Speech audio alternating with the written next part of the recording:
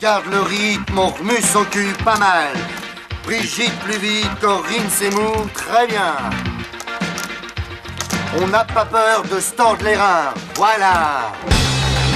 Balance man, cadence man, trace la classe. C'est le Bob man.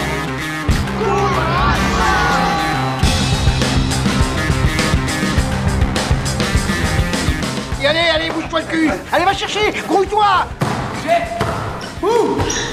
Là! Mais ne courez pas comme des cons!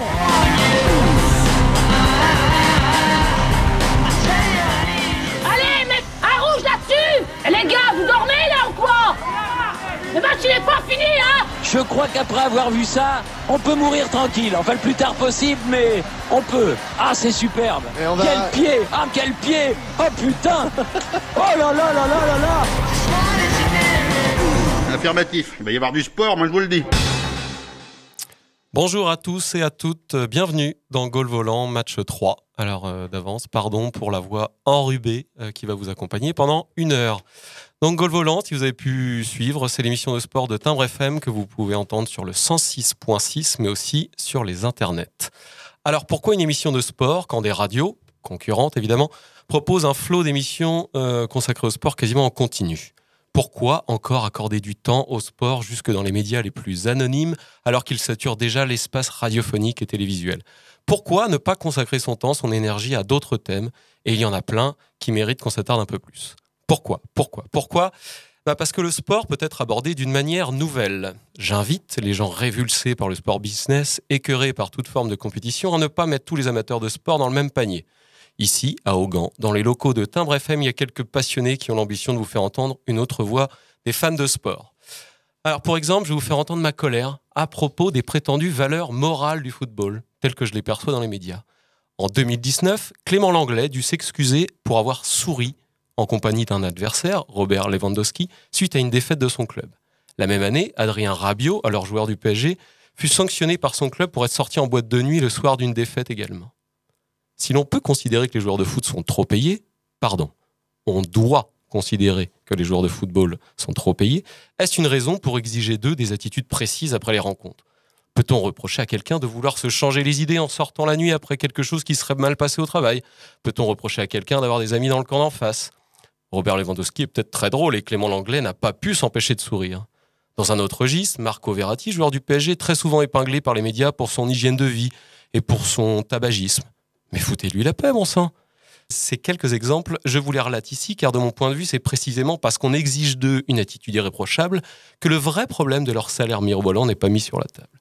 Arrêtons d'exiger d'eux, sur et en dehors du terrain, reconsidérons-les pour ce qu'ils sont, des joueurs de foot. Ce sera plus facile d'envisager une baisse des salaires.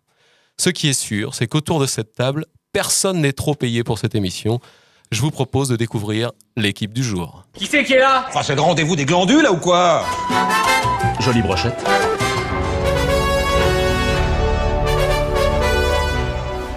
À l'heure où l'on enregistre ce match 3 de l'émission Goal Volant, le Tour de France 2022 vient tout juste de démarrer.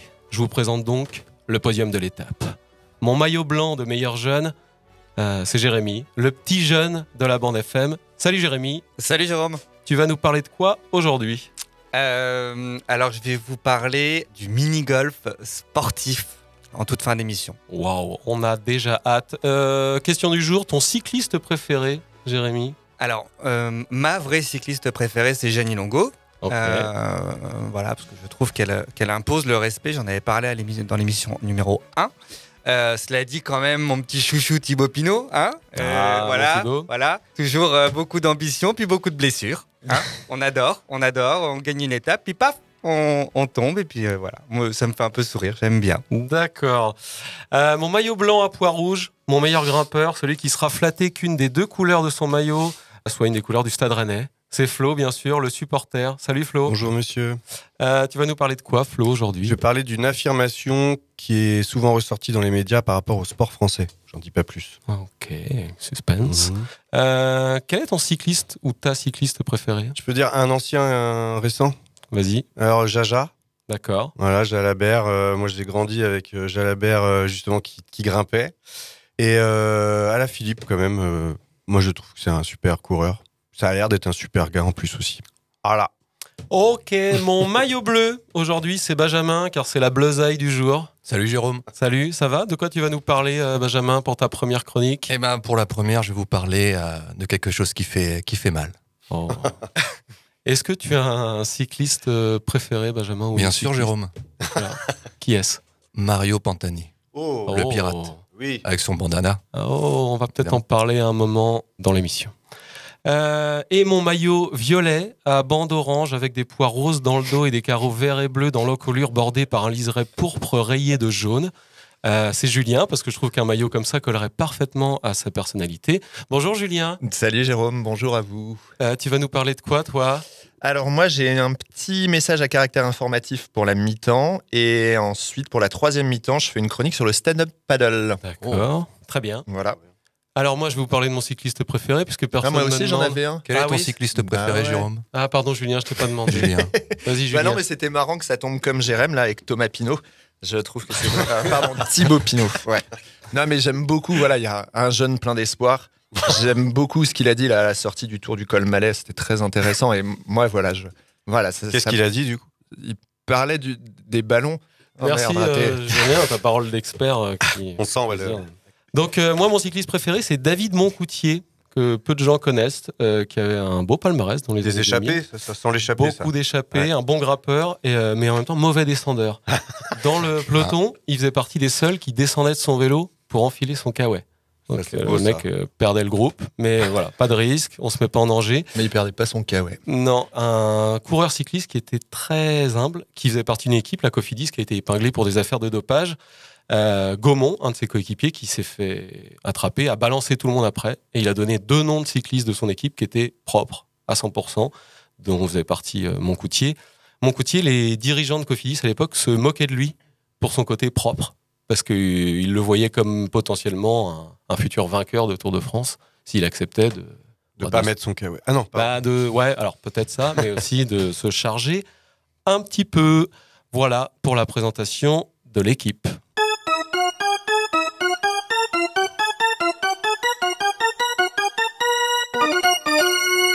Pour cette première mi-temps, avant d'entendre Flo nous parler sûrement du Stade Rennais, on imagine un petit peu en tout cas, non, pas aujourd'hui. On va d'abord écouter Benjamin pour sa première chronique. Le week-end dernier, j'ai fait un trail dans les Monts d'Arrée. C'était cool, un vrai régal. Non, je déconne, j'en ai chié. J'avais envie de pleurer à la fin. Mais bon, je peux vous dire que j'en ai croisé d'autres en bien pire état que moi. Il y a eu de la casse, j'en ai vu des vôtres, dans la boue et les rochers. Et en mangeant mes fraises tagada au dernier avito, le sujet de cette chronique m'est venu naturellement. Aujourd'hui, je ne vais pas vous parler des grandes victoires, je ne vais pas vous parler des championnes ou des champions. Je vais vous parler des défaites. Je vais vous parler des losers. Aujourd'hui, je vais vous parler des blessures. Oh, la poule. Qu'est-ce que ça fait? Non. Pété? C'est pété? T'as senti quoi? Ça a déchiré? Hein? Ça a pété? T'as senti? Arrêtez mon Le couteau? Ouais, c'est... on a cherché le ballon en l'air. À l'air.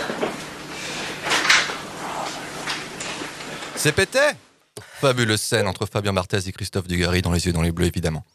Ah, c'est terrible la blessure, hein. Ça vous plombe une carrière, une blessure. Par exemple, Richard Dacoury, un rugbyman qui raconte « Je me suis blessé pendant un échauffement, avant un match. C'était un moment très douloureux. Je me suis retrouvé seul dans les vestiaires. J'entendais le bruit du public. La lumière était blanche et froide. C'était glauque. » Ah, on va se marrer pendant cette chronique. Mais non, rassurez-vous, en faisant mes recherches, je suis tombé sur un autre type de blessure. Les blessures cons. Par exemple, Steve Marley, sélectionné pour l'Euro au Portugal. Oh, il est content, Steve, hein, il a une belle accréditation autour du cou, il s'amuse avec, il tire sur l'élastique, et paf, un bout de carton dans l'œil, déchirure de la cornée, le pris vent de terrain pendant toute la compète. Ou alors Darius Vassell, c'est un attaquant anglais qui, un beau jour, il voit une boule de sang sur son gros orteil. Alors qu'est-ce qu'il fait, Darius? Il va avoir un toubib? Non. Il va prendre sa perceuse pour se débarrasser lui-même du problème. D'ailleurs, coïncidence, hein, c'est que des fouteux sur lesquels je suis tombé pour les blessures à la con. Mais bon, laissons le panthéon des grands blessés tranquille aujourd'hui, parlons plutôt de nous. Vous vous êtes déjà pété autour de la table? Moi, depuis que je suis petit, je crois bien que je me suis jamais sérieusement blessé. Bon, j'ai eu quelques écorchures et quelques bleus, mais jamais rien de grave. Et puis, j'ai passé la trentaine. Entorse, tendinite au genou, syndrome de l'essuie-glace. Ah, je l'aime bien celui-là. J'ai dû me rendre à l'évidence. Mon corps avait des limites. Et autour de moi, c'était la même. J'entendais de plus en plus chez les potes déchirures musculaires, double fracture, entorse avec arrachement osseux. Attendez, entorse avec arrachement osseux? Arrachement osseux? Vous avez l'image là, hein? Le petit bout d'os là qui reste accroché au ligament là. Il est mignon ce petit bout d'os, hein? Mais bon, bref, reprenons. Petit à petit, je suis rentré dans un monde que je ne pensais pas explorer avant la soixantaine. Un monde gouverné par de terribles mots. Plâtre, attelle, béquille, ostéopathe, kinésithérapeute, CPT. Il me fallait un guide pour me sortir de cet endroit sinistre. Une personne qui pourrait répondre aux questions qui me hantaient. Est-ce une fatalité de se péter? Que faire lorsqu'on s'est pété? Ai-je plus de chances de me péter quand je suis pété? Est-ce que cette chronique est pétée? Et pour cela, je suis allé à la rencontre d'un spécialiste, Hugo, kinésithérapeute pour le SCO d'Angers. Alors Hugo, c'est quoi être kiné dans une équipe de foot? On s'occupe vraiment du groupe professionnel, donc des joueurs qui sont sous contrat, et donc du coup on s'occupe des petites blessures un peu au quotidien ou des grosses blessures malheureusement qui peuvent arriver. Bon, j'ai tout de suite voulu rentrer dans le vif du sujet et avoir un peu de croustillant en lui demandant quelle était la blessure la plus impressionnante qu'il ait pu voir. C'était une fracture du tibia péroné, donc fracture non ouverte, mais donc du coup où on voyait vraiment la jambe un petit peu en équerre, pas joli à voir, ouais. Ah ouais, on a l'image là. Et la blessure la plus fréquente chez les footeux, c'est quoi? Déchirure de la cornée peut-être?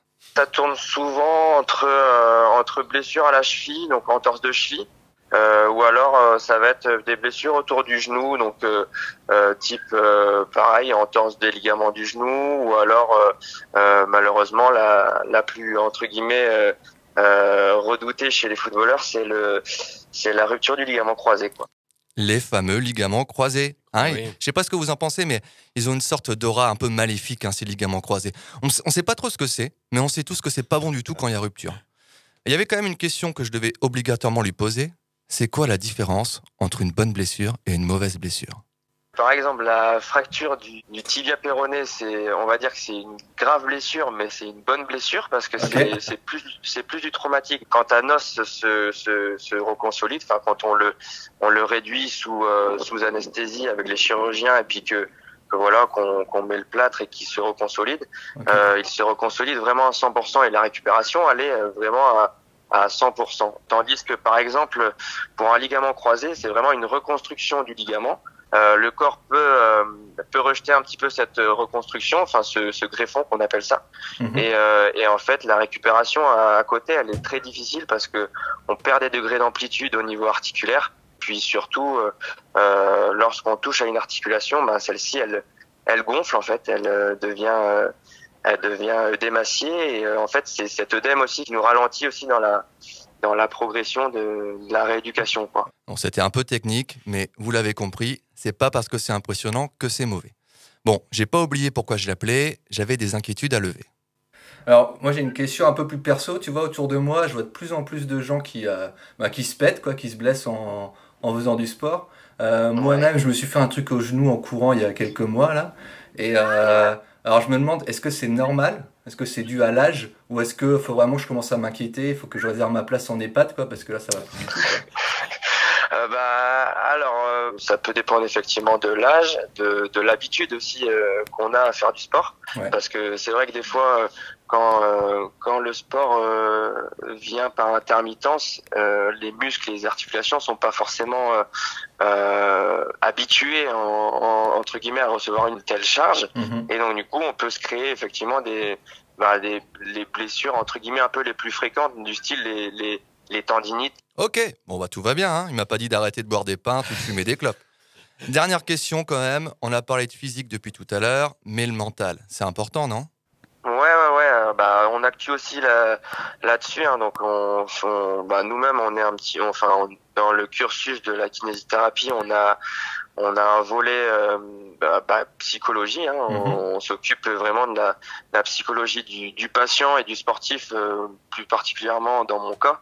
On devient des appuis pour les sportifs, tant sur le plan physique, mental et émotionnel surtout aussi, parce que il y a des fois malheureusement peut y avoir des temps de retard ou alors des rechutes. On s'occupe quand même beaucoup plus des blessés. Avec le préparateur mental, on est quand même beaucoup plus focalisé sur les blessés. Parce qu'effectivement, voilà, il faut qu'ils se sentent aussi accompagnés, un peu leur confident aussi, entre guillemets. Et donc, du coup, voilà, on sait beaucoup de choses qui, des fois, ne doivent pas être répétées. Le secret professionnel. Eh ben, me voilà tout à fait rassuré. Donc, pour résumer, la blessure, ça fait mal, c'est vrai, mais ça fait aussi partie du sport. Il faut s'y préparer, essayer de la prévenir, et si elle arrive, ne pas vous dire que vous avez un corps en carton, mais plutôt d'aller consulter bande de moules. Je ne finirai pas en vous disant que tout ce qui ne vous tue pas vous rend plus fort, parce que c'est une connerie, mais plutôt en vous rappelant que généralement, la capacité de se remettre d'une blessure n'est pas fonction de sa profondeur, mais dépend de notre capacité à l'accepter, dans le sport comme dans la vie. Oh. Merci Benjamin. De rien, Jérôme. Merci. C'est pété. C'est pété. Donc pas de remise en cause de l'hygiène de vie chez toi, Benjamin, a priori. Pas du tout, il m'a pas dit ça. Hein. Donc on continue comme avant. Et tu lui as pas. Allez, champion. T'as pas été non plus dans ta question, t'as pas précisé aussi ton hygiène de vie. C'est vrai, c'est vrai. Est-ce que vous voulez que je la précise maintenant? Oui. Moi j'ai l'impression que je pourrais le faire aussi pour toi, Benjamin, mais. Moi j'ai à peu près la même hygiène que Jérémy là ce matin. Pété. Merci Benjamin pour cette chronique. On va s'écouter un petit morceau. Alors tout à l'heure justement Benjamin t'as parlé de Marco Pantani. Il y avait une belle chanson des Vampas qui rendait hommage à Marco Pantani qui était mort tragiquement dans un hôtel de Rimini.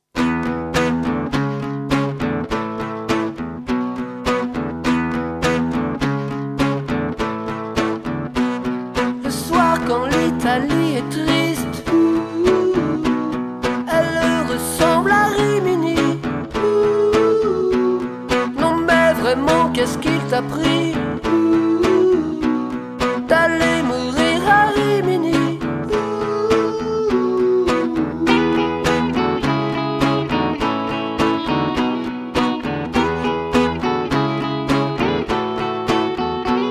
Barbe Noire t'attendait là-haut, les pirates étaient fiers de toi. Non mais vraiment, qu'est-ce qui t'a pris d'aller mourir à Rimini? Tu allais plus haut, plus vite que les autres. J'espère que tu n'as pas raté le paradis. Oui, à côté de Rimini, même pas la vase a l'air sexy. Car à côté de Rimini, la grande motte ressemble à Venise.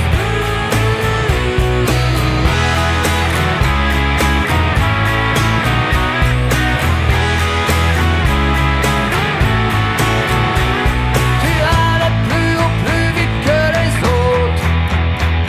Oui, pour toi Rimini c'est bien fini. Tu allais plus haut, plus vite que les autres. J'espère que tu n'as pas raté le paradis. Un jour avec tous les pirates, tu reviendras crier vengeance. Le bandana sous les étoiles pour réduire Rimini en cendres.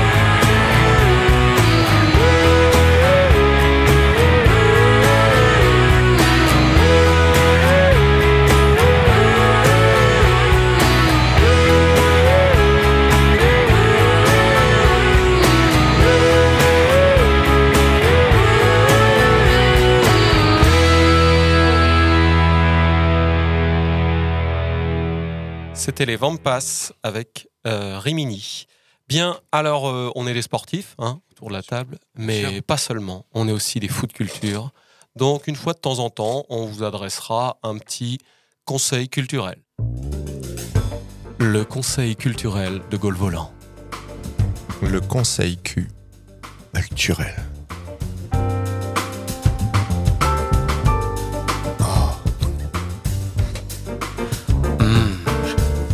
Le conseil cul.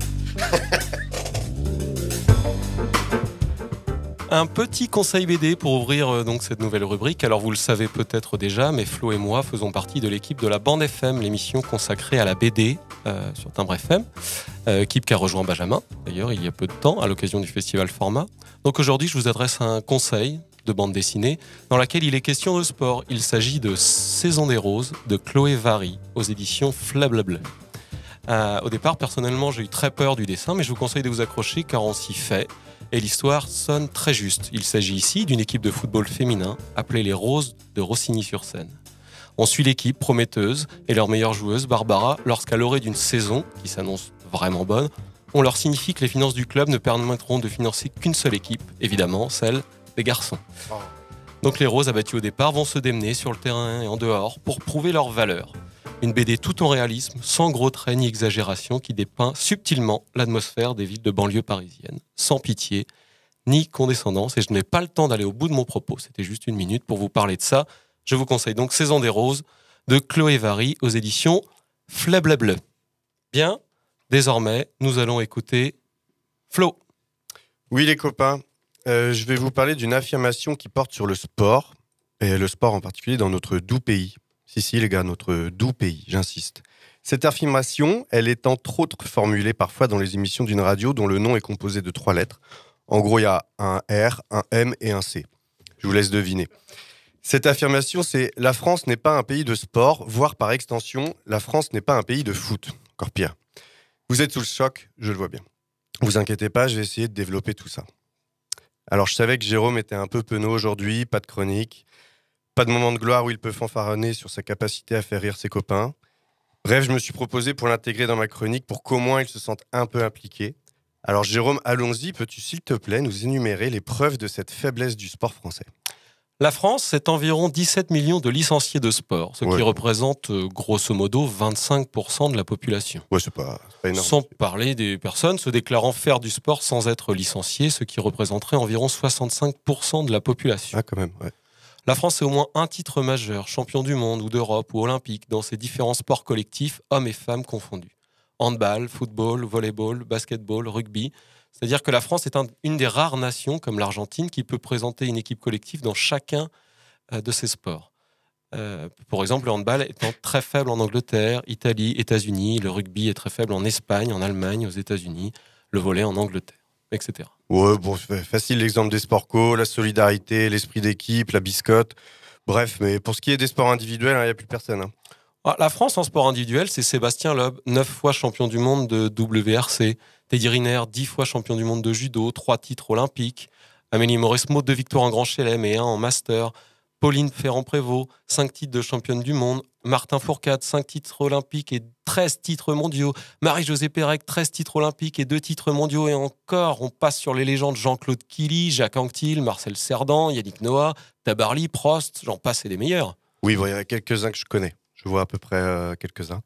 Effectivement. Mais bon, pour ce qui est des événements sportifs, là, avoue que c'est pas fou quand même. Le Tour de France, la plus prestigieuse course cycliste au monde, le tournoi de Roland-Garros, membre des tournois du Grand Chelem, les 4 tournois les plus importants du monde. On peut considérer le Grand Prix de Monaco en France, un des grands prix les plus suivis, les 24 heures du Mans, course mythique dans le monde entier. La France va organiser ses 6e Jeux Olympiques avec Paris 2024. Elle a organisé au moins un mondial dans presque tous les sports majeurs, foot, rugby, handball, natation, ski, volleyball, athlétisme, etc. Tu le fais exprès, Jérôme. Je t'invite exprès dans ma chronique, je suis gentil, compréhensif, humain. Je dirais même, on est presque dans du social là. Et toi, tu m'humilies devant tout le monde. Merci les copains. Bon, je vais essayer de rattraper tes conneries. Bon, t'essaies d'insinuer qu'en fait, la France serait un pays sportif ? Oui. Ok, merci pour le développement. Donc d'après toi, si je développe, le français aime bien se sous-estimer pour pouvoir se plaindre ? Évidemment. Ok. Alors attends. En fait, même si parfois c'est dit sur la radio du sport en France, ce serait faux ? Je suis obligé de répondre à ça. Non, je comprends. Tu veux pas te mouiller maintenant ? Maintenant que tu présentes un podcast à l'audience nationale, voire internationale, tu te préserves, tu penses à ta carrière. Je comprends. Mais moi, Jérôme, j'y vais, je vais le dire. Oui, la France est un pays de sport et c'est un pays de plein d'autres choses. Du cinéma, de la gastronomie, de littérature, de sciences, de musique, de BD, de palais, c'est important. C'est un pays multiple par ses passions et par ses intérêts et parfois on jalouse les pays où le sport, le foot, est une religion, mais où d'autres passions sont abandonnées, délaissées. En France, on ne met pas tous ses œufs dans le même panier, on multiplie les plaisirs, on les mélange parfois aussi. C'est chelou ça. Alors, on est moyen d'accord, mais dans tous les domaines. Voilà notre force.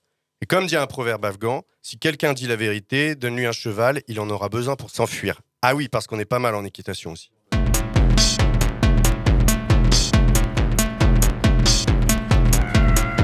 Don't you let nobody turn you around, turn you around, turn you around. Don't you let nobody turn you around. Oh, keep on walking on the solid ground.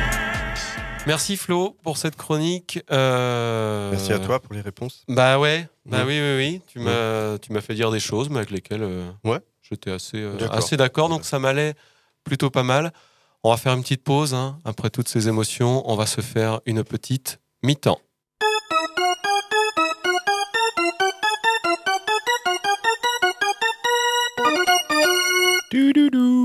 Attention, ceci est un message à caractère informatif. Information, le baseball. Non, attends, s'il te plaît, j'ai pas encore commencé. Ah oui, ok, je comprends. Ouais, c'est vrai qu'avec un nom comme ça commence direct à faire marrer avec une petite envie de jeu de mots érotico-grave le pourri. Non, mais plus sérieusement, c'est gratuit, mais c'est quoi ce sport ? Peut-on réellement parler de sport d'ailleurs là ? Alors, Irvine Welsh, auteur écossais connu pour... Non, autour de moi, il n'y a personne. Ok, c'était Trainspotting en 1993. Bon, donc j'en reviens au fond de mon intervention à Irvine Welsh. Dans son dernier roman traduit en français, Crime, c'est un petit clin d'œil, un petit uppercut là, qu'il adresse au baseball à travers les propos d'un vieil Irlandais exilé aux États-Unis et qui ne comprend pas cet attrait pour ce sport. Et je suis avec lui. Go Oldie go! Car si tu kiffes frapper dans ce genre de balle et courir, dans ces cas-là, tu fais du hurling ou du kamoji, et point final. Ou alors tu... non, en fait, ouais, c'est ça, point final. Comme les sports automobiles, le jet ski, le baseball, c'est non, carton rouge. Attention, ceci est un message à caractère informatif. Je voulais profiter du coup de ce message à caractère informatif pour vous avertir des risques encourus si vous veniez par mégarde à pénétrer un jour dans un décathlon. Petit point cryptologie et complotisme pour commencer, décathlon, si tu changes quelques lettres, ça fait danse avec le démon. Et c'est vrai. Quand tu vas à Décathlon, moi à Redon par exemple, impossible de pas sortir de là sans avoir craqué ton crédit décroissance. Ils sont trop forts. Mais alors, quand tu vas dans un décathlon d'une grande ville, j'ai été à celui de Rennes-Champy, que j'ai essayé donc pour ma chronique. C'est l'enfer pavé de bonnes occasions. Pour peu que tu commences un nouveau sport, c'est bon, t'es fichu. Tu te refais une panoplie en 2 secondes. Mais le pire, je crois, c'est qu'en allant me balader là-bas, tu vas vouloir commencer de nouveaux sports juste parce qu'il y a une petite serviette de douche qui se déplie et qui te fait un sèche-pied bien pratique, mais qui en plus se range super bien dans le casque adapté sur lequel il y a déjà la petite visière contre le soleil que tu peux justement réutiliser quand tu prends ta douche avec ce sèche-pied pour le racler et les sécher plus vite. Putain, mais si les ingénieurs de Decat bossaient pour la décroissance et l'écologie radicale, je te jure qu'on serait bien là, tranquille, avec le réchauffement climatique. Bon, pour conclure, juste Décathlon, je me rends compte que c'est les mêmes tarifs que les péripatéticiennes. Une fois que t'es rentré dedans, c'est 10 € la minute. Du coup, moi, j'y vais en vitesse, je sais ce que je viens chercher, hop, et c'est fini. Voilà, c'était vraiment très très intéressant. Merci Julien pour cette pause, cette mi-temps avec des jingles tremblotants maison qui sont tout à fait appréciables. Délicieux, succulents. On va passer à la seconde mi-temps.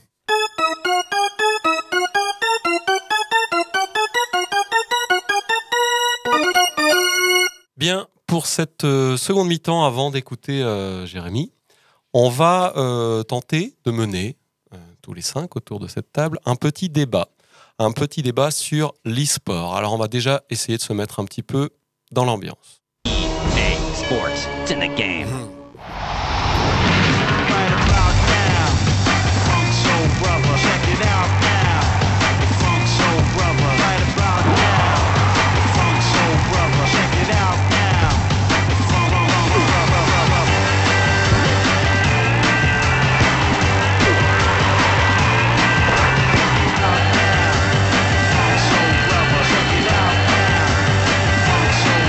Check it out now. On vient d'entendre. Qu'est-ce qu'on vient d'entendre ? Il y avait le. Faut qu'on dise ? Je sais pas. Il y avait It's in a Game, là, c'est EA Electronics, là. Ouais. NBA. Julien, lâche ta console. Hein ? Julien, on discute avant, vidéo, tu joueras après. Mais moi, je suis à fond dans la chronique, c'est le seul truc que j'ai préparé pour cette émission. FIFA. C'était FIFA 99, c'est un petit peu ma petite Madeleine de Proust à moi. Donc on entendait Fatboy Slim avec en fond des musiques de stade. C'était un peu pour, voilà, moi mon rapport aux jeux vidéo c'est uniquement les jeux de sport. Je joue aux jeux de foot, aux jeux de cyclisme. Alors, tu joues aux jeux de... Ça c'est hyper honteux, mais je joue à Pro Cycling Manager. Encore maintenant? J'y joue beaucoup en ce moment, pour ne rien vous cacher. Mais c'est quoi le projet? Si tu prends une équipe de cyclistes et tu dois, tu fais une étape, tu fais rouler tes équipiers, tu places ton attaque avec... Tu peux faire des coups de bordure et tout? Tu peux tenter des coups de bordure, mais ça, je maîtrise pas trop. Voilà, alors je voulais voir un petit peu, avant de parler de l'e-sport, quel est votre rapport, vous, aux jeux vidéo? Est-ce qu'il y en a qui jouent? Est-ce qu'il y en a qui ne jouent pas? Est-ce qu'il y en a qui sont horrifiés par les jeux vidéo? Moi, j'adore ça. J'adore les jeux vidéo. Par contre, pas trop aux jeux vidéo de sport quand même. Ouais. Ou alors avec des bonnes bières à côté. D'accord. Ouais. On avait d'ailleurs, tu parlais de FIFA tout à l'heure, on avait inventé un jeu avec un copain où, par exemple, dès qu'il y avait corner, on devait prendre 2 gorgées. Dès qu'il y avait but, c'était 5 gorgées. Enfin bon, un jeu à boire, quoi, tu vois, mais sur FIFA. C'était cool. Plus jeu à boire que jeu de sport, j'ai l'impression, de toute façon. Non, pourquoi tu dis ça? Tout ça pour finir pété? C'est pété. Ça va péter. Je sais pas, Flo, Jérém, est-ce que vous, les jeux vidéo, ça fait partie de votre vie ou pas du tout? Ou est-ce que vous avez un... Si, moi je suis génération Xbox à fond. Ouais. Plus que PlayStation, c'est qu'il y a beaucoup de gens PlayStation. Moi c'était vraiment Xbox. Et pareil, il y avait les FIFA, il y avait les PES à l'époque aussi. Mais après, moi je jouais un peu comme toi, je pense que c'était avec des potes. Moi j'étais plutôt jeu un peu de guerre et tout seul. Mais les jeux de sport, c'était vraiment avec les copains. Les soirées FIFA. Ouais, les soirées FIFA, machin. Ouais. Avec toujours, il y a des gars, toujours impossible à battre. Ça, je me souviens de mecs qui enchaînaient, ils calculaient 67 victoires d'affilée. Ceux qui jouaient tout seuls de leur côté. Peut-être, non, il y avait aussi des gars, je me souviens d'un gars, il était nul en jeu vidéo, il faisait que ça, et il était imbattable. Et il s'y connaissait pas du tout en sport, il était en foot, il était nul, mais il était imbattable à FIFA. Ah oui. Ça arrive. Jérém, toi, les jeux vidéo, c'est... Jeux vidéo, moi j'ai un profil un peu risqué, tu vois. C'est-à-dire que si jamais je mets la main dedans, là, dans les jeux vidéo, c'est un peu comme un alcoolique qui n'aurait pas bu pendant 25 ans et on lui donne une bouteille de Ricard, tu vois. Oui, il y a des problèmes vis-à-vis des addictions en général, de toute façon. Voilà. Donc voilà. Sinon, jeux vidéo de sport, PES. Moi j'étais vraiment défenseur de PES contre FIFA. Pendant un moment c'était largement mieux. Ouais, c'était carrément mieux. Et puis, mais un peu comme Benjamin quand même, jeux vidéo plutôt hors sport. Ouais. Voilà, Sega et tout quoi. Voilà. Et puis Mario Kart quand même. Qui en soi est du sport. Voilà, tout à fait. D'ailleurs, sport mécanique. T'as pas fait quelque chose hier soir avec Mario Kart justement? Ouais, je me suis retrouvé dans un tournoi de Mario Kart, mais sur je sais plus quelle console d'ailleurs, et le truc a hyper évolué depuis Mario 64, où en fait quand tu fais la course dans les étoiles, là t'as les yeux mais éclatés au bout d'un quart d'heure, et là ils ont fait des trucs de fou. Vraiment, je vous invite, c'est génial quoi. Julien, toi les jeux vidéo, on a entendu t'as quoi? C'était quoi? C'est une PSP. D'accord. Ouais, 64 pouces, 13 bits d'octet. C'est du beau bolide. Avec ça, championnat de France, il n'y a pas de problème. Moi, j'ai essayé de m'y mettre en fait parce que ça avait l'air cool, tout le monde fait ça, mais en fait, au bout d'une semaine, moi, j'en ai ras-le-bol. D'accord. Je crois que j'ai vraiment un truc, mais c'est comme le sport à regarder. En fait, ça me plairait d'être dans l'ambiance, mais en fait, au bout d'une demi-heure, j'ai décroché quoi. J'avoue, je sais pas ce que, je sais pas quel produit prendre pour rester, mais moi c'est avec l'opéra, je peux pas quoi. À l'opéra, tu vois, mais moi j'ai fait un week-end 24 heures d'opéra, c'était super intéressant. On va avancer un petit peu. Alors je suis désolé, on va écouter Gad Elmaleh. Qui c'est qui invente les sports? Qui c'est qui s'est dit un jour j'ai un bon sport, je vais le proposer? Peut-être on mettrait un mec qui court et après on lui met un carré avec du sable et s'il saute, et s'il saute loin, c'est bon et tout.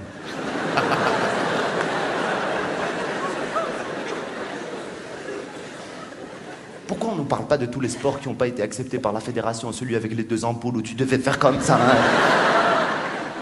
Bien, c'était Gad Elmaleh à l'époque où il pouvait être drôle, même si je ne sais pas à qui il a piqué précisément ce sketch. Alors, j'aimais bien ce petit extrait parce que, en fait, dans l'e-sport, moi, il y a la question que je me pose, c'est pour vous, qu'est-ce que c'est un sport? Il y a plusieurs. Là, on a parlé des échecs dernièrement qui sont devenus un sport.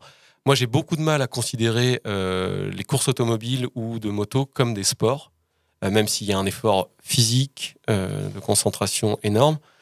Pas que. Excuse-moi, le sport automobile, les mecs, ils perdent 4 kilos, je crois, par course, par exemple, en Formule 1, je crois. En eau, t'imagines, t'as une machine avec les moteurs les plus puissants du monde, il fait 50 degrés là-dedans. Non, et puis même les virages et tout, t'imagines comment t'es trimballé. On précise que Flo est chauffeur routier, défendant tout ce qui relève de la machine. Mais malheureusement, je perds pas 4 kilos par jour, moi.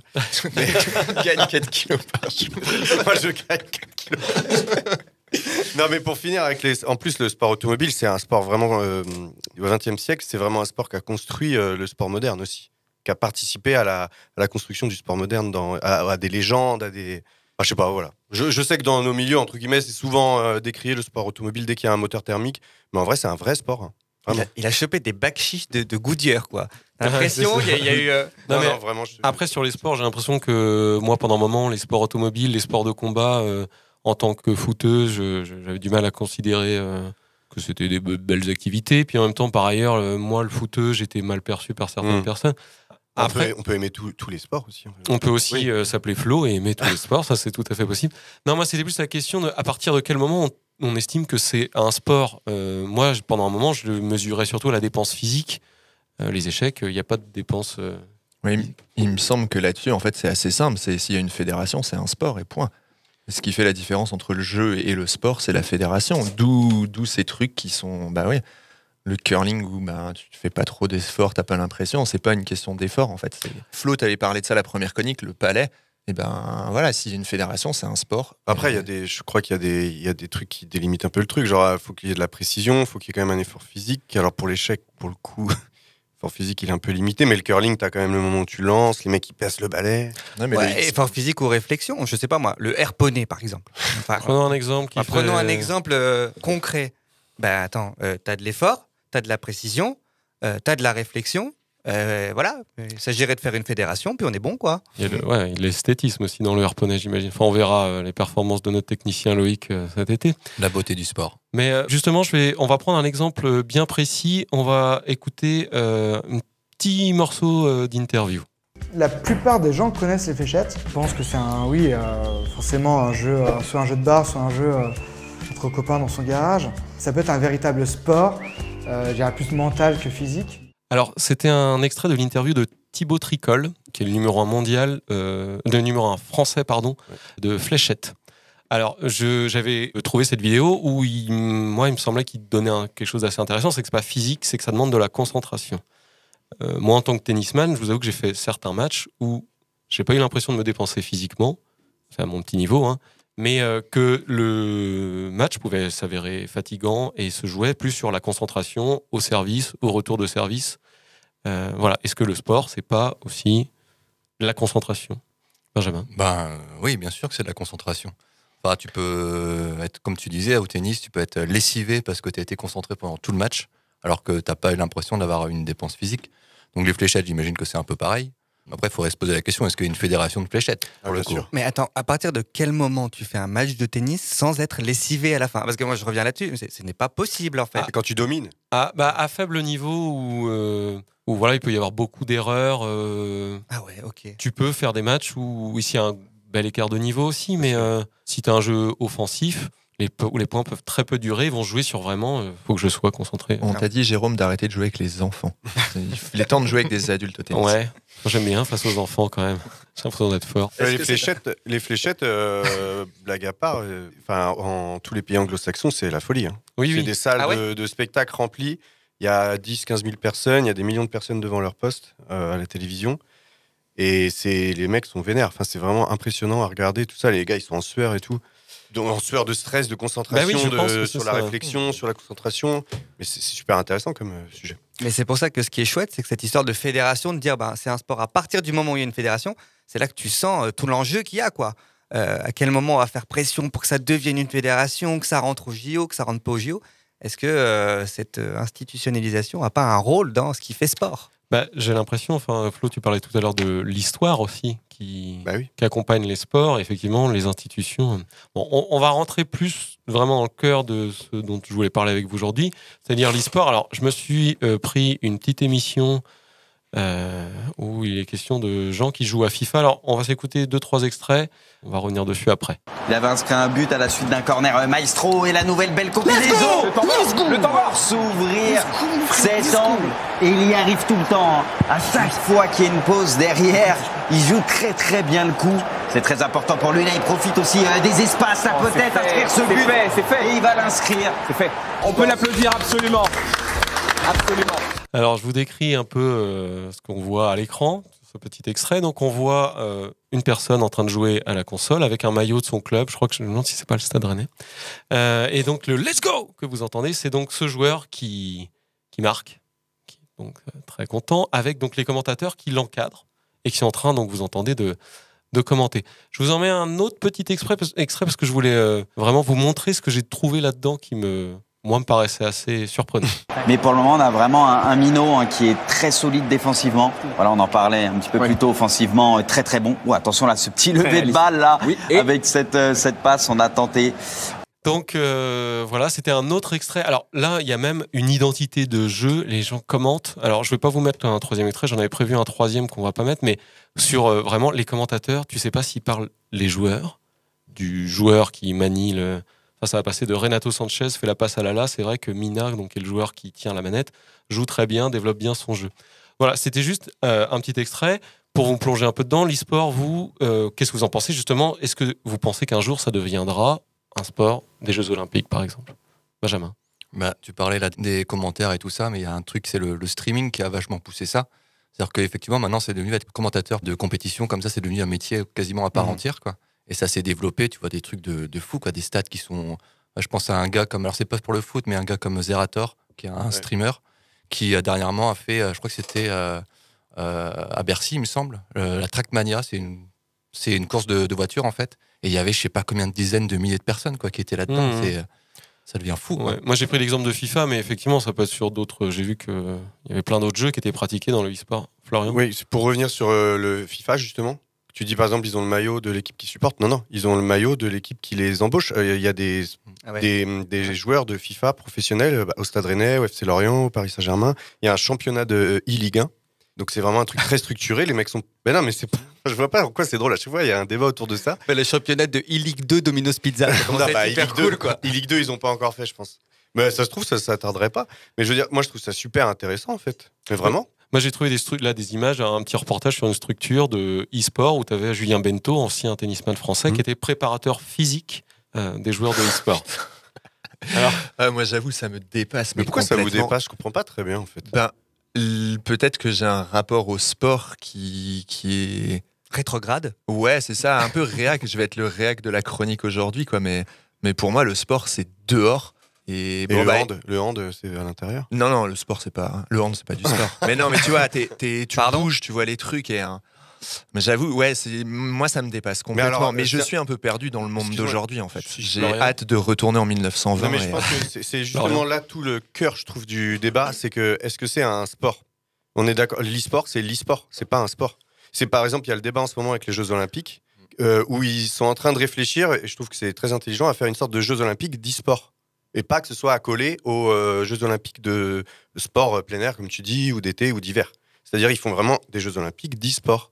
Parce que c'est une nouvelle catégorie, une nouvelle façon. On veut tout rentrer dans les cases, mais en fait, ils ont inventé un truc qui s'appelle l'e-sport. Oui. Justement, moi, le débat, c'était un peu s'il y a une structure à part où ça a lieu. J'avoue que si un jour l'e-sport fait partie des compétitions considérées comme sportives aux Jeux Olympiques, même je suis déjà pas un grand fan des Jeux Olympiques, mais je veux dire, j'aurais du mal à le mettre dans la même. Oui, une médaille d'or d'un gars, ce sera pas la même impact que la médaille d'or d'équipe de basket ou machin. Après, je vous demandais au départ quel était votre rapport aux jeux vidéo, parce qu'il y a quand même quelque chose qui colle au basque des jeux vidéo, c'est que c'est quand même une activité qui isole, qui est addictive, chose que moi j'ai du mal à déconstruire chez moi aussi, parce que je pense qu'il y a des jeux vidéo que j'ai pu voir qui sont de véritables œuvres d'art. Je pense qu'il y a des choses qui demandent une dextérité, un entraînement assez fou. Non, mais dextérité, carrément, je vois ce que tu veux dire, mais surtout avant qu'il y ait des cartes mémoire. Tu sais, les consoles où tu ne pouvais pas enregistrer, mais là, du coup, tu étais dans un genre de marathon, et là, tu déconnais pas. Hein. Ouais. Je développe juste sur ce que tu as dit sur le côté isolé des joueurs de jeux vidéo, qui est un peu, je pense, un cliché du début du jeu vidéo, même s'il est vrai encore maintenant chez certaines personnes. Et le jeu vidéo, ils isolent beaucoup, on est d'accord, mais maintenant, avec les chats, avec Twitch, avec des choses comme ça, en fait, c'est des gens qui sont ultra connectés. Enfin, je veux dire, même dans la communication à fond, quoi. Ouais, c'est plus les jeux des années 90 où effectivement tu étais tout seul et tu communiquais avec personne. Ouais, après c'est des débats aussi qui peuvent aller avec ce qu'on entend en ce moment. Le télétravail, les gens sont reliés par mail et mais ils se voient pas en vrai.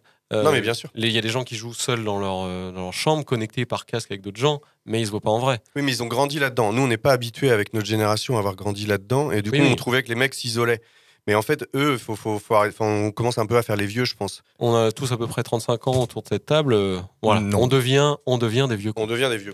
Julien voulait dire quelque chose à un moment. Que j'avais hâte de voir le sport dans le métaverse, quoi. Mais ça va être vraiment trop bien. Benjamin, tu voulais rajouter quelque chose? Non, tu disais qu'ils s'isolent et qu'ils se voient pas, etc. Mais ça, c'est pas tout à fait vrai non plus. Il y a plein d'événements où les gens se retrouvent justement en vrai, quoi. Oui, mais c'est une image qui colle au basque et dont moi j'ai du mal à me défaire aussi en moi, même si je vois des choses qui ont lieu. Je sens bien qu'il y a un truc cramponné en moi qui lâche pas vraiment là-dessus. Ton côté réac, ouais, tout simplement. Et mon côté vieux con. Fin du débat. Loïc a sifflé la fin du débat. Ça suffit maintenant, les enfants. Il suffit. On va s'écouter un deuxième petit conseil culturel. Le conseil culturel de Gaulle Volant.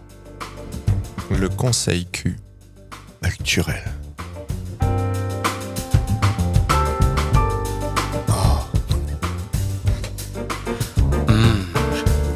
Le conseil Q. Oui, c'est moi. C'est moi qui m'y colle. Alors j'ai une sorte d'obligation de parler du Stade Rennais au moins une fois par émission. Tu voulais dire quelque chose, Jérôme? Non, je soupire quand tu parles du Stade Rennais. Le Stade Rennais, ils produisent des vidéos sur leur chaîne YouTube que je trouve très intéressantes. Étonnant. Étant curieux de ce genre de production dans le foot français, tout ça, je trouve que elles sont vraiment bien même par rapport aux autres clubs. Je vous les énumère un petit peu. Il y en a une qui s'appelle ADN Rouge et Noir qui est sur le centre de formation et c'est vraiment super bien. En plus, cette année, ils sont allés en demi-finale de Coupe Gambardella et il y a tout leur parcours et tout. Il y a beaucoup d'éducateurs qui parlent et tout, c'est super intéressant. Il y a un documentaire aussi cette année qui est sorti qui s'appelle Au fer rouge, qui dure 1h20, et qui a même été passé au cinéma à Rennes et tout ça. Flo, la minute est finie. Bah ouais, la minute réglementaire, c'est terminé. Incroyable. C'était pas clair, c'est la règle de cette chronique. Non, c'était pas clair, mais tant pis. Alors, merci Flo pour ce petit conseil. Alors, j'avoue que j'irai voir juste pour vérifier si c'est quand même pas quelque chose qui convient aux supporters avant toute chose. Est-ce que, je sais pas, toi, c'est quelque chose que tu conseilles aussi aux autres? Au fer rouge, ça parle beaucoup de culture parce que le Stade Rennais il est ancré culturellement sur le territoire, vraiment. On parle d'un club qui a plus de 100 ans. Ouais. Et ADN Rouge et Noir, en particulier, ouais, parce que c'est vraiment sur la formation, tout ça, et comment c'est un des meilleurs clubs formateurs de France, voire d'Europe. Et du coup, on voit bien comment eux, ils sont exigeants au niveau du bagage des gars. Ils les laissent pas sortir sans rien parce qu'il y a pas beaucoup de joueurs qui vont finir professionnels. Ils le disent bien. Et du coup, il y a un vrai accompagnement, quoi. Va vérifier. On ira vérifier les tout ce qui touche au Stade Rennais est superbe, ok? Oh là là. Alors, on va changer de sujet là parce que là, il est en train de déraper complètement. Jérémy, allège-nous un petit peu, s'il te plaît, quand même, de tout ça.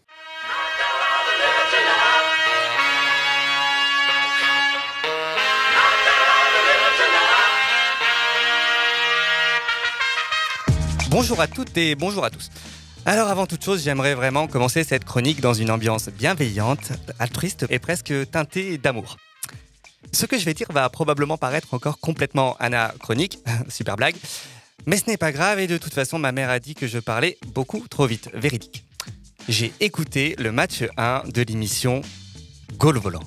Alors autant les mecs qui parlent de sport ou pas, big up Girondoli, tu sens voilà que ce sont des bénévoles quoi. Autant à la technique, le mec est probablement payé comme un bénévole. On les connaît, ces babos d'associatifs, mais c'est hyper bien. Donc tout cela pour dire que je voulais commencer par balancer un gros merci gratos, comme ça, à Loïc, ça change. Et puis voilà, applaudissements. Bravo, bravo. Jocelyne, à présent, une question bleue qui nous vient de Pascal de Besançon. Allez, stop, soyons sérieux 1 minute et ce sera mon premier mini pas de côté aujourd'hui. Tout à l'heure, j'ai volontairement utilisé le mot mec parce qu'effectivement, il n'y a pour le moment que des mecs qui interviennent dans cette émission que nous souhaiterions très franchement beaucoup plus paritaire. Jérôme, tu l'avais soulevé en début de saison, mais vraiment, j'en remets volontairement une couche aujourd'hui. À toutes les meufs qui ont envie de dire des trucs dans le cadre de cette émission, prenez contact avec nous et on vous accueille vraiment avec grand plaisir. Là, c'est le mercato en ce moment, ouais, on est en plein recrutement. Ouais. Bref, si vous venez faire un tour sur Timbre FM 106.6, la radio de campagne à l'adresse du monde, oui madame, oui monsieur, vous vous rendrez compte d'abord que c'est merveilleux, voilà. Et surtout qu'on peut parler d'à peu près tout dans cette émission en faisant genre de trouver un lien à la con avec un sport chilien du 17e. Ça fait très bien le job. Et voilà, ça devient catastrophique le sujet, mais vraiment de plus en plus de temps à arriver. Oui, c'est voilà, ce que j'étais en train de me dire. Alors on y va. Aujourd'hui, nous allons donc parler d'un sport méconnu mais passionnant qui déchaîne les foules. Je tease un peu. Autant que Benoît Paire expose des raquettes, j'ai nommé, et ça n'a aucun rapport avec ce que je viens de dire, sinon c'est trop facile, le mini-golf. Alors il faut dire que je ne suis pas tombé complètement par hasard sur ce sujet, je tairai mes sources, peut-être. Mais en tout cas, comme vous tous autour de cette table, quand on me dit mini-golf, je ne deviens pas complètement dingo tout de suite, quoi. Alors d'abord, j'ai plutôt tendance à faire des associations d'idées un peu bizarres avec les trucs qui sont mini. Par exemple, un lapin nain, voilà. Ou à songer à des rimes avec le mot mini, douteuse, mais néanmoins. Ça ne se dit pas, mais néanmoins, oui je sais. Avec des rimes douteuses, mais néanmoins riches. Je m'appelle Camini, je viens pas de la Tessie, je viens d'un petit village qui s'appelle le Marly-Gaumont. Heureusement pour toi que c'était pas un Beaumont. Bref, je m'égare, on reprend les petites habitudes, c'est parti pour un mini flashback en règle, presque comme le ferait avec une classe évidemment sans égale ni limite. Mes amis de toujours, le colonel Jack, Samantha, Daniel et Tilk, mon préféré. Allez go, par ici la porte.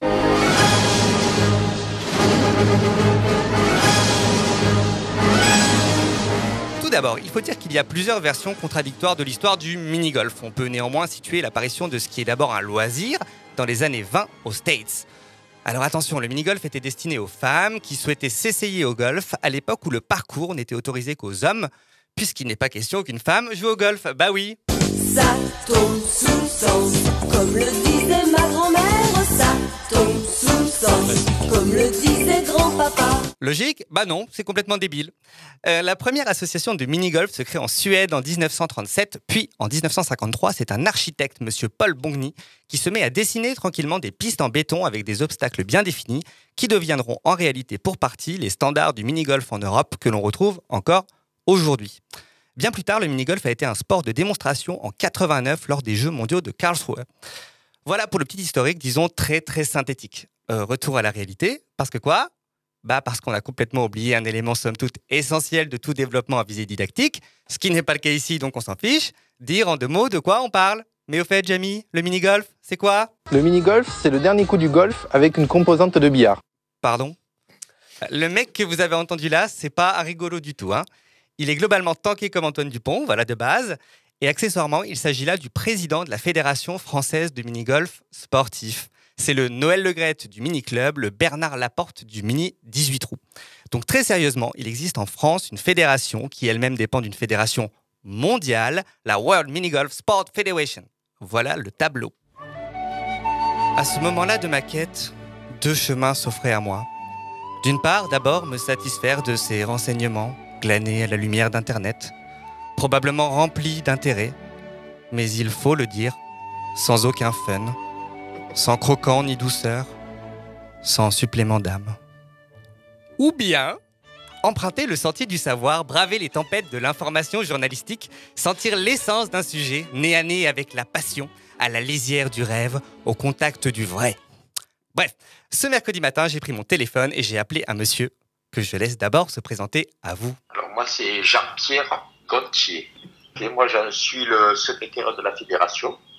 Et la Fédération française de mini-golf est rattachée à l'EMF, l'Union européenne de mini-golf, qui elle-même est rattachée à la WMF, la World Mini-Golf Fédération. Alors j'ai pris le temps, ou plutôt Jean-Pierre a pris le temps à 8h15, vraiment, de discuter le bout de gras avec moi, comme on dit. J'ai donc pu échanger avec ce passionné de mini-golf, membre de l'équipe de France depuis près de 15 ans, et accessoirement gérant du mini-golf Le Moulin dans la région de Pau. Alors la première question que je lui ai posée, c'est celle de la différence entre le mini-golf dit loisir et le mini-golf sportif. Alors la différence entre les deux, c'est que d'abord, nous jouons sur des terrains qui sont homologués par la fédération française ou internationale. Ce sont des terrains qui permettent de faire toutes les pistes en un seul coup. C'est la base de l'homologation. Alors ça, oui, effectivement, c'est la base. Au-delà de ceci, c'est notamment le club, l'ustensile, l'outil qui vous aide à frapper dans la balle, qui n'a rien à voir selon que l'on est vacancier au camping municipal de la Turballe ou en équipe nationale de mini-golf sportif.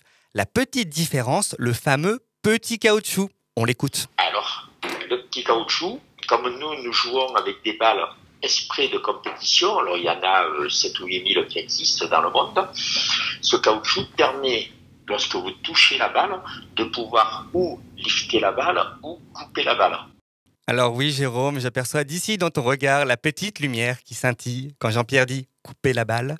Alors je me suis dit que c'était le moment de lui demander le lien qu'il établit avec d'autres sports et notamment le tennis. À toi, Jean-Pierre. Moi, je dirais que le mini-golf, ça comprend plusieurs sports. Vous avez le tennis pour justement lifter ou couper les balles. Vous avez après le tir à l'arc, parce qu'il faut viser des points bien précis. Le plus vous êtes précis lorsque vous visez, je sais pas moi, par exemple, vous voulez toucher la barre à 5 mètres à un endroit précis, vous n'avez pas une marge qui permet d'avoir 10 cm où c'est que vous pouvez toucher la barre pour que la balle aille au trou. Voilà, bon, considérons qu'on a saisi l'idée, mais quand même, il y a une info qui m'interpelle depuis le début, que dis-je, qui m'attriste en réalité au plus haut point. Comment peut-on envisager un mini-golf sans attributs décoratifs caractéristiques et ce petit « waouh » que peut provoquer un simple petit pont en plastique à l'arrivée sur le terrain?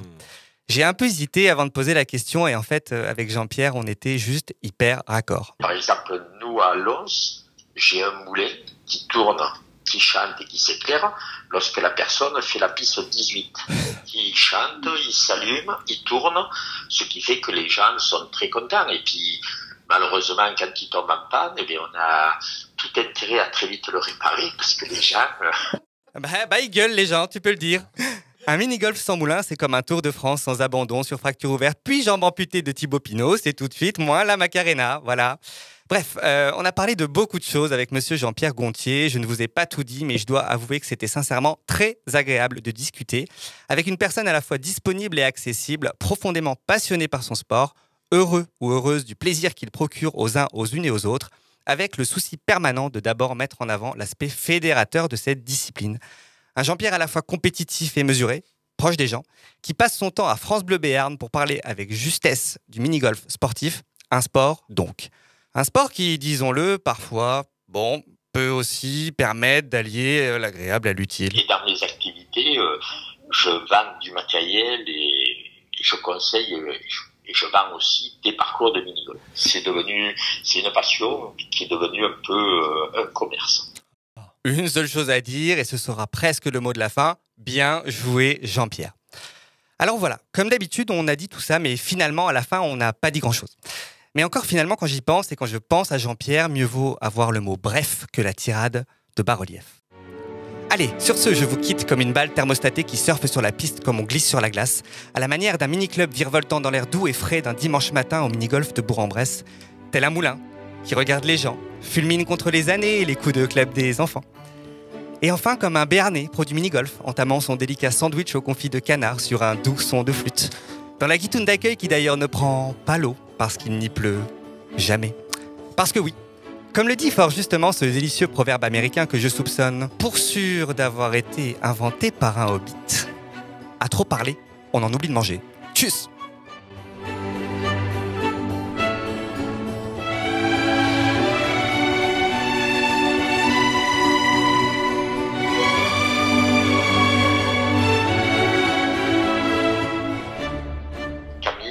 Je vous souhaite un très bon anniversaire de la part de Jean-Pierre Gontier, joueur de l'équipe de France de mini-golf, qui fait des compétitions depuis pratiquement 15 ans. et j'espère vous voir un jour et pouvoir vous conseiller pour que vous puissiez jouer avec nous et vous amuser.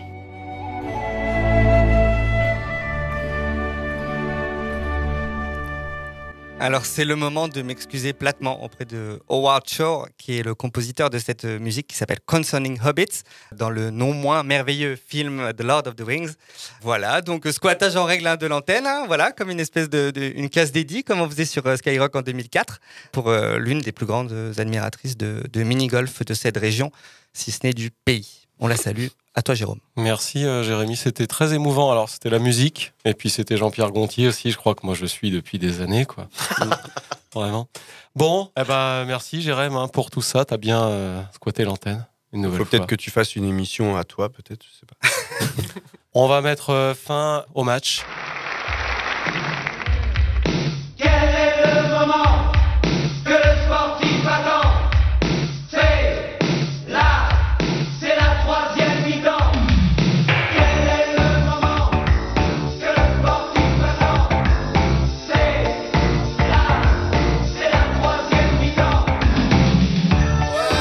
La troisième mi-temps.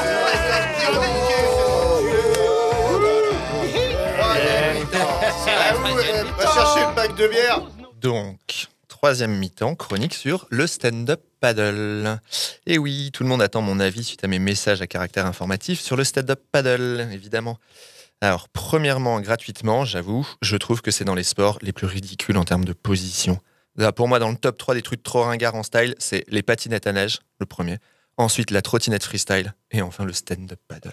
S'il te plaît, quoi. Bon, allez, pour aller plus profondément dans l'analyse de ce nouveau sport, en fait, il faudrait qu'il y en ait un autre qui s'y colle. Moi, j'y connais rien et ça m'intéresse pas.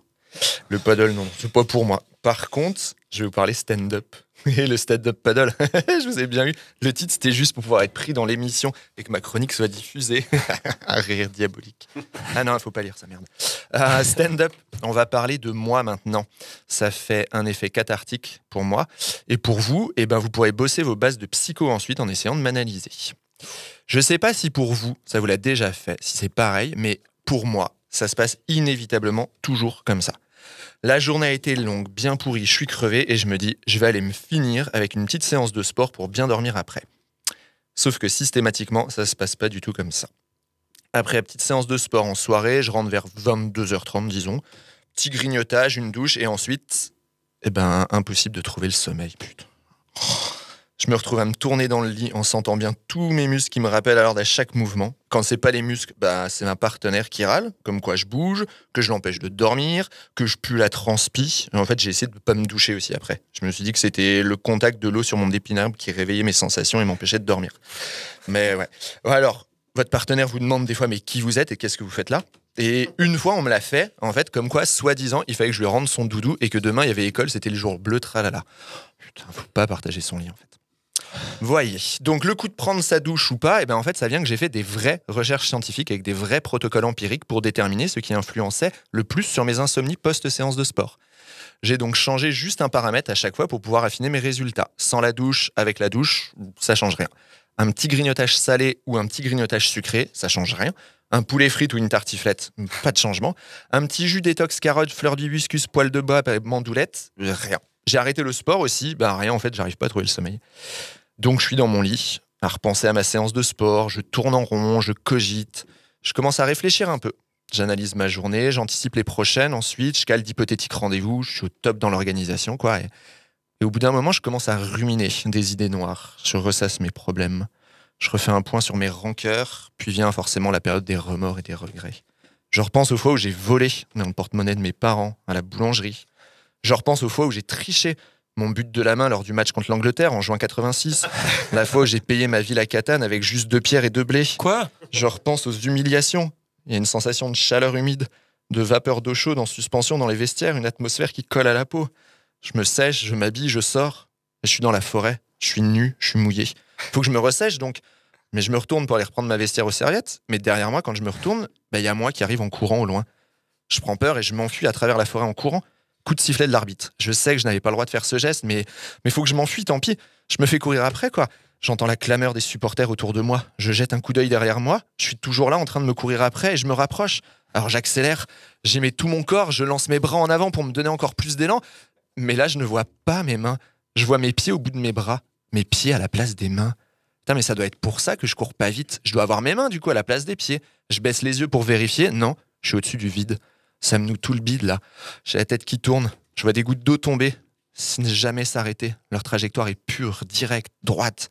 Ça doit être des gouttes de sueur. J'ai peur au-dessus de ce vide. Ah, ou alors c'est de la transpiration, je courais vite. Ah non! Mais oui, j'avais pas pris de serviette pour m'essuyer, je suis toujours mouillé. Il fallait que j'aille me sécher dans les vestiaires, là. Il faut qu'un... Ah oh putain, je dormais. C'était un rêve, je me suis endormi quand même. Oh. Mais là, j'ai les cheveux qui tirent, les yeux qui collent. Oh, putain, ça va être une longue journée bien pourrie, je sens. Je pense que ce soir, après le boulot, j'irai me finir au sport, histoire de bien dormir cette fois. Merci Julien, c'était un très beau slam. Ouais, il faudra le mettre en musique, tout ça. Bien, c'était le match 3 de Goal Volant. Donc il y a eu des blessures, des rêves flippants, du mini-golf, FIFA 99, une pincée de Stade Rennais quand même. Hein. Donc rendez-vous très vite pour le match 4 sur Timbre FM, toujours 106.6. Merci à Loïc à la technique. Merci Loïc. Merci Loïc. Merci Jérôme. Merci Jérôme. Merci à vous. À très bientôt les auditeurs de Timbre FM. Salut. Merci. Bisous. Au revoir. Garde le rythme, on remue son cul pas mal. Brigitte plus vite, Corinne Seymour, très bien. On n'a pas peur de se tordre les reins, voilà. Balance man, cadence man, trace la glace. C'est le Bob man.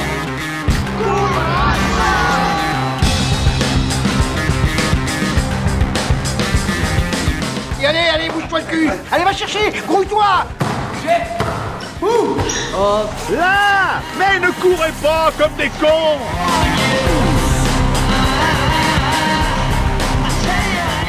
Allez, mais un rouge là-dessus. Les gars, vous dormez là ou quoi?